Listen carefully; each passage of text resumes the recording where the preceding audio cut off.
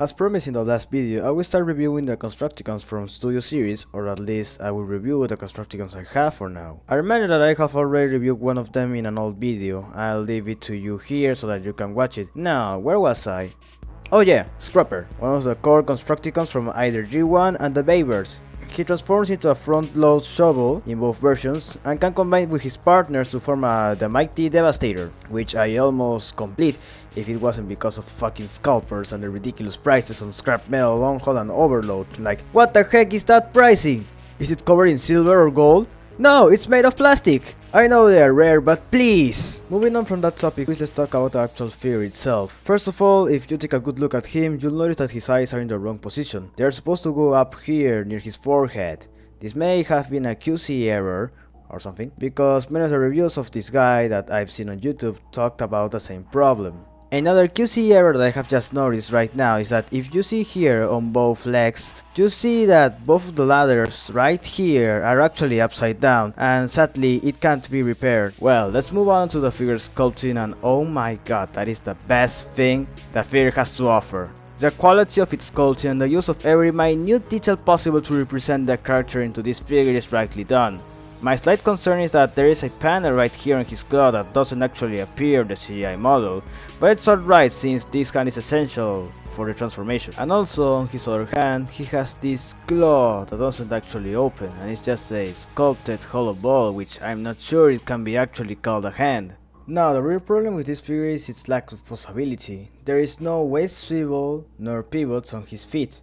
And for fuck's sake, the feet without the pivots really stresses me out. Every time I want to take a good pose for him, I have to improvise on how I'm going to set his feet right so that it doesn't fall over. His head is on a ball joint and can move only like 90 degrees on each side. If you try to make a 360 rotation of it, it will most probably fall off, so I don't recommend doing that. Both arms have two hinge joints for posability, plus the hands also present a third hinge joint on each of them. The claw on his left hand is posable and can be opened and closed. I wanted to note out that there is something right here near his crotch that has some posability. I think it is for the Devastator mode and such, but if I ever mention in this video what does this part resemble in reality, then YouTube would take my video down or demonetize it, even though I haven't reached the requirements to monetize my videos yet, so now it doesn't matter at all.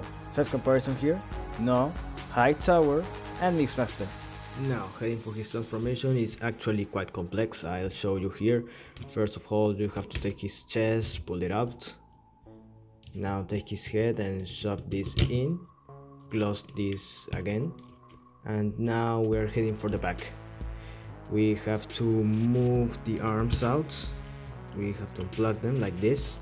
Now, you see here are two holes. And there are two tabs here in the back of his head. We'll move this until it makes a click like this. Now we have to open the cabin right here, move this like that. Now in order for you to like peg this on here to make the shovel, you have to angle the arm, move it like this. But first of all, move this to avoid the cabin to disrupt the transformation. Now move this like that. It has to be facing down because right here there are two holes, and right next to the arms there are two tabs. I don't know if you can see them, it's right here. And what you do is actually move it like this and then close the cabin.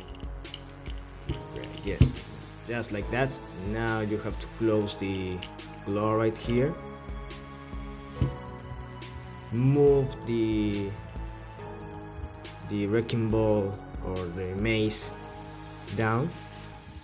You have to make this, there is a joint here, you have to unite both arms. Now peg this in here, open the panel of the claw, and now to make the wheels, to make the shovel, you want to untap this, pass this to the other side. Actually, sometimes it's quite difficult. Move it around. Now you have to angle it right. close the shovel like this, move this around. There is a tab here, you have to peg in the wheel. Now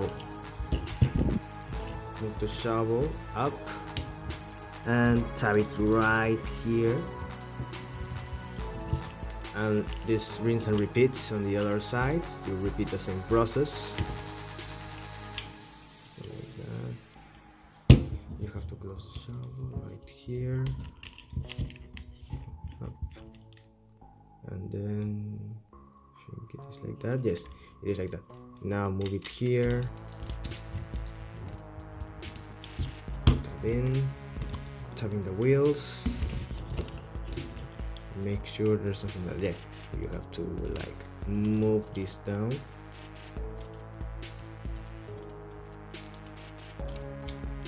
Yes, just like that.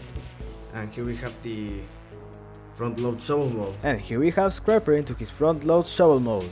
And I think it looks pretty good actually. It does well on hiding the road parts until you lift up his shovel and see that his maze actually exposed. And now thinking about it, where the heck is the maze supposed to go? Does a track mode even has it? No, it doesn't. It's a shovel, not a truck with a grapple. And why in the movies does it show us that his maze is on a chain? Meanwhile, the actual maze isn't integrated into his track mode. I have so many questions about this. Apart from that, the track mode does its best to look solid, and it actually does. The sculpting of the cabin is pretty good, but I think they could have used a different tone of blue in the windows. The rear of the truck is unproportionate since this part doesn't actually exist in real front loaders, but it's mainly implemented for the Devastator mode. The wheels on the truck are pretty big, so I don't see any problem on how it rolls. Size comparison here, no, Hike Tower, and Mixmaster. And now moving on, I present you the Devastator mode. Is actually pretty easy. Just move the shovels like this, open them because it's going to be like the fingers of the hand. Move both shovels around like this, like down. Then you want to detach the, I don't know how it's the hand, and move it like this in order that it stands by its own. The thing here is actually good. This is where you can move into Scavenger's torso mode, into the, you know, the port where you move the hand. And in the instruction says you have to open the cabin. I don't know for which purpose, maybe because, I don't know, it's stylish, stuff like that. It showed like that in the movies, I don't remember. And yeah, this is the Devastator mode. And here we have the Devastator mode. Well, what can I say about it? It's just his hand, that's all. The fingers consist of 2 shovels and a claw. So far so good. The figure does a great job on representing the character. The figure may have one detail or two that may back me off, but in the end it's a pretty solid figure.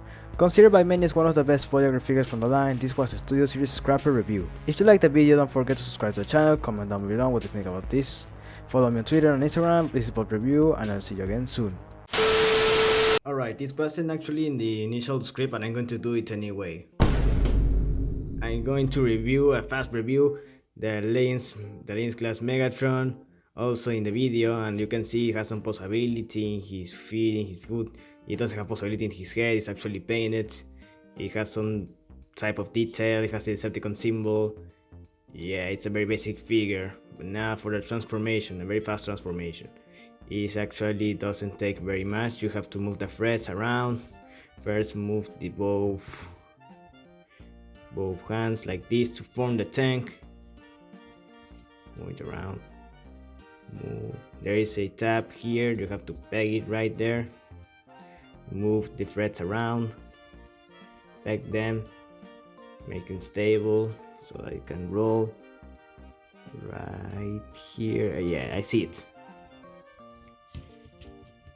And there you have it, the Legends class tank mode. It rolls, it moves, and yeah, it's basically that.